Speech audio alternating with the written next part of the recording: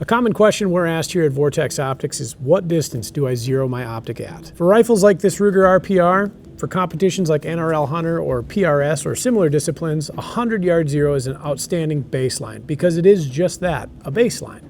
You will typically be using your turret or your reticle to dial out to distance, sometimes unknown, and it's nice to have an easy reference to base that zero off of. For rifles like this, for competitions like those, a 100-yard zero is absolutely adequate.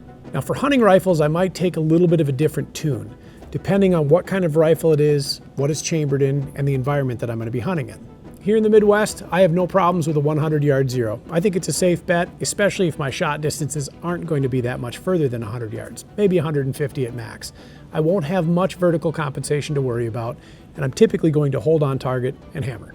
When I move westward, I'll typically adopt a 50 or a 200-yard zero. And now you might be thinking 50 yards, but that's shorter than 100. That's true, but you'll often also observe what we call a redundant zero, where the trajectory of your bullet is moving upwards as we go over sightline and then re-intersecting sightline downrange. Now the 50-yard zero is a bit of a controversial one because it is shorter than 100, but know this. I shoot better at 50 than I do at 100. I can generally get a little more confident in my group and its placement with the 50-yard zero.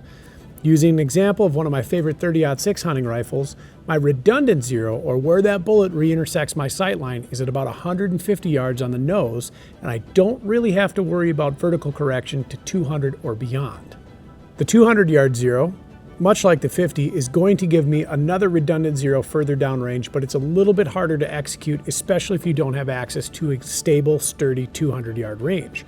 If I do that same 200-yard zero with my 30-06, my redundant zero comes into play at about 250, and I'm not really worried about vertical correction until I get closer to 300 yards.